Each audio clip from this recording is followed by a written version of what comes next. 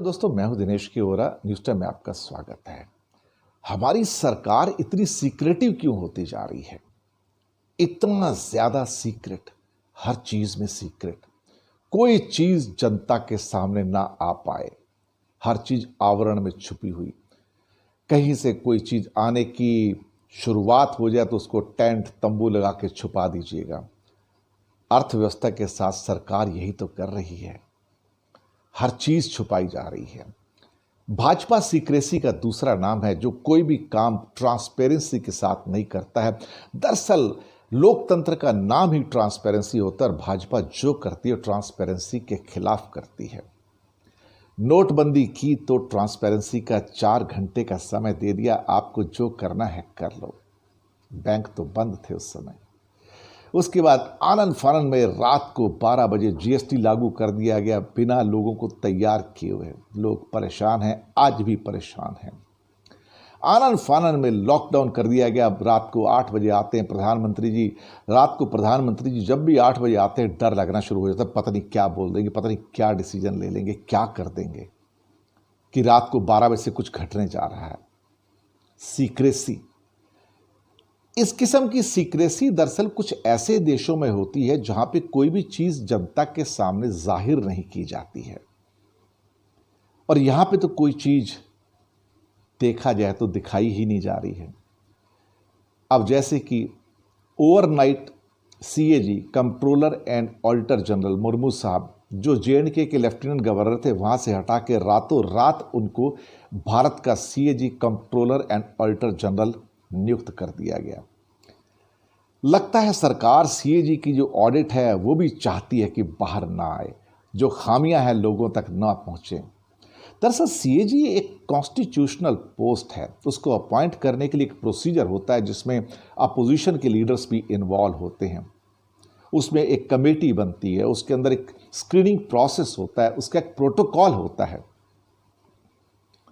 पर मोदी सरकार में कोई प्रोटोकॉल तय नहीं होता है। यहां वही होता है जो मोदी जी चाहते हैं। कौन सा प्रोटोकॉल, कैसा प्रोटोकॉल? एक नाइट में उठा के किसी को उठा के फेंक दिया जाता है, उसको अपॉइंट कर दिया जाता है।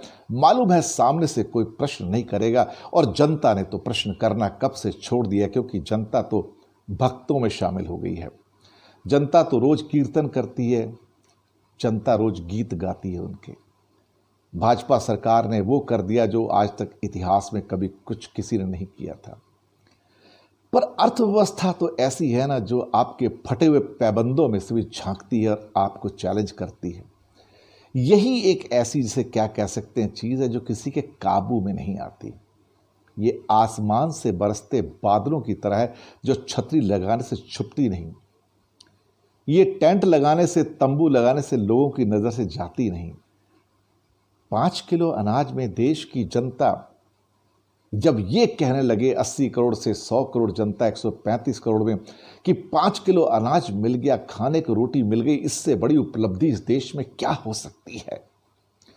70 सालों में 5 किलो अनाज एक उपलब्धि के तौर पर गिना जाएगा, अचीवमेंट के तौर पर गिना जाएगा कि ये सरकार है तो हमें खाने को मिल रहा है, नहीं तो हम तो भूखे मर जाते थे। जब देश की मानसिक स्थिति 80% लोगों की इस प्रकार की हो जाए, आप समझ लीजिए देश कहां जा रहा है। आंकड़े अब सीएजी के छुपाए जाएंगे। जाने वाले सीएजी महर्षि ने तो यहां तक कह दिया कि जो डिफेंस के जो ऑडिट रिपोर्ट्स हैं वो तो जनता के सामने जाहिर ही नहीं करनी चाहिए, ताकि जो डिफेंस के जो फटे हाल हैं, जो उन्होंने इक्विपमेंट्स नहीं खरीदे 20-20, 30-30 सालों से, तो उनको बताया ना जाए। अगर उनको सियाचिन में और ठंडे इलाकों में कोई उनको ड्रेसेस नहीं मिलती, जैकेट्स नहीं मिलते, दस्ताने नहीं मिलते, बर्फ के बूट्स नहीं मिलते, तो जनता को बताया ना जाए। यही तो हाल है। सरकारें सिर्फ छुपाती हैं, और ये सरकार कुछ ज्यादा ही छुपाती है। और छुपाने का अर्थ होता है कि देश की अर्थव्यवस्था का बेहाल हो जाना, और बेहाल इस कदर हो जाना जहां पर 10 करोड़ लोगों की नौकरियां चली जाएं तो सरकार स्वीकार नहीं करती है। पार्लियामेंट्री कमेटी के सामने जाकर कुछ दिन पहले जाकर स्वीकार किया, हाँ 10 करोड़ जॉब गए।